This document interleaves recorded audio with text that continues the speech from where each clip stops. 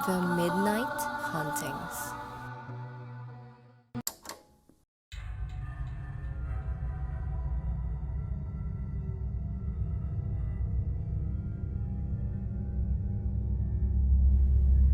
Magandang araw mga ka-midnight.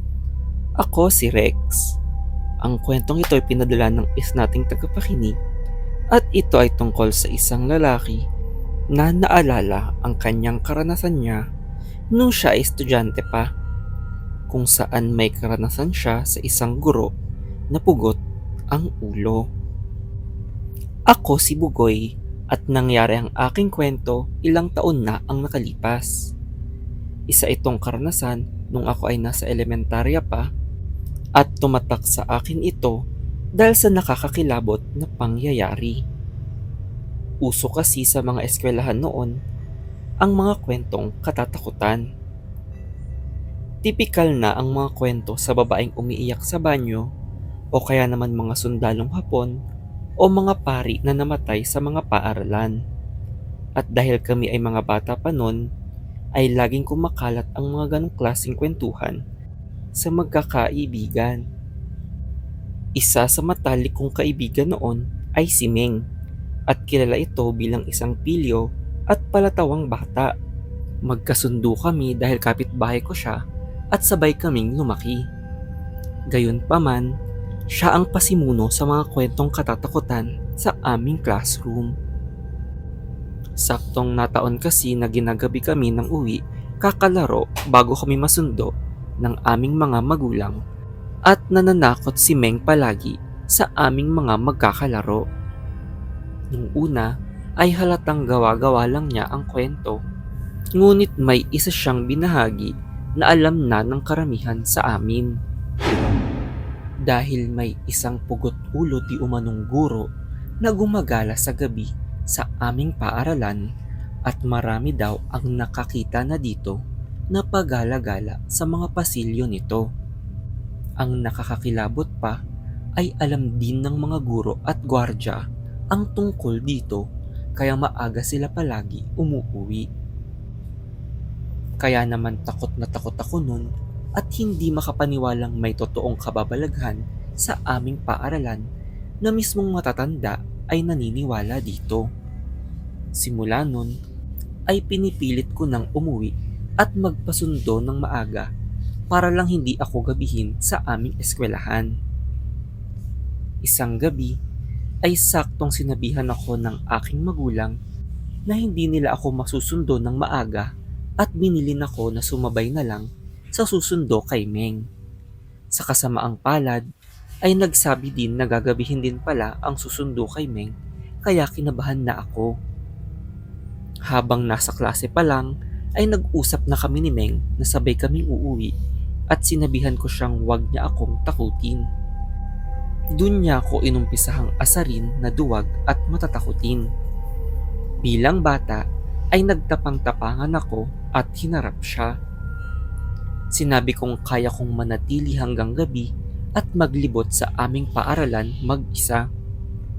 Sinabi ko din na hindi ako takot sa pugot na guro at hindi ako tatakbo o sisigaw kapag nakita ko ito. Bago matapos ang klase ay kinakabahan na ako lalo na't nagkwento pa si Meng sa amin. Nagtanong-tanong daw kasi si Meng sa mga guro at sinabi niya na baka gawa-gawa lang ito ng mga matatanda para panakot sa mga estudyanteng ginagabi sa paglalaro sa paaralan. Ngunit may nilabas siyang mga lumang dyaryo at nagulat kami sa aming nabasa. Dahil may lumang artikulo dito na isang guro nga noon ang pumanaw sa paaralang ito matapos na maaksidente. Mahigit 10 taon na daw ang aksidente na nangyari at ang naganap daw ay may bumagsak na yero sa bubong at tinamaan ang babaeng guro. At ang nakakahilakbot pa ay sa uluhan ng guro tumama ang yero at napugutan daw ito ng ulo. Nahiwalay sa leeg ang ulo nito at gumulong daw sa kanal kaya hindi na natagpuan pa ang ulo niya. Simula nun ay lagi nang namamataan ang kanyang kaluluwa. Nangilabot ang buo kong katawan nung naisip kong totoo nga ang mga kwento tungkol sa kaluluwa ng pugot na guro. At mas nakakatakot isipin na ang dahilan ng pagmumulto nito ay hinahanap pa siguro niya ang kanyang nawawalang ulo matapos ang ilang taon. Nang matapos ang aming klase ay nagmamadali na akong mag-ayos ng gamit at umaasang biglang dumating ang mga sundo namin ni Meng. Sa kasamaang palad ay walang dumating at hinamon ako ni Meng na ikutin ang paaralan mag-isa habang naghihintay ng sundo. Dahil nagtapang-tapangan ako ay tumuloy akong lakarin mag-isa ang mga pasilyo ng madilim naming paaralan. Pampalubag na lang natanaw ko ang guardhouse at bukas pa ang ilaw dito. Ngunit tumindig pa din ang aking balahibo nang may maramdaman sa aking likod. Paglingon ko ay tumambad sa aking harapan ang imahe ng isang kaluluwa na tila nawawala ang ulo. Nanigas ako sa takot kaya hindi ako nakatakbo at napasigaw na lang ako ng malakas. Napahinto ako nang marinig ko ang isang pamilyar na boses na tumatawa. At dun ko napagtanto na si Meng pala iyon at may pinatong lang itong damit sa kanyang ulo kaya nagmukha siyang pugot. Tinawanan niya ako sa aking reaksyon ngunit nagtaka ako nang bigla siyang huminto at dahan-dahan siyang lumingon sa kanyang likod. Pagsilip ko sa kanyang balikat ay nandun na pala ang tunay na kaluluwa ng pugot na ulo ng babae at nakahawak ito sa balikat ni Meng. Nagkatitigan kaming dalawa sa takot at biglang napasigaw na lang sabay karipas ng takbo pababa sa building.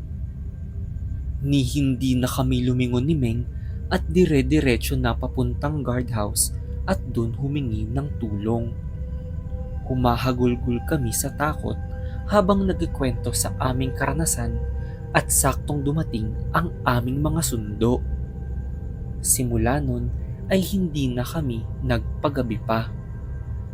Nagkaroon din ng padasal sa aming paaralan matapos na kumalat ang aming kwento at nakapagtapos kami sa elementarya na kilala bilang nakakita ng pugot na guro.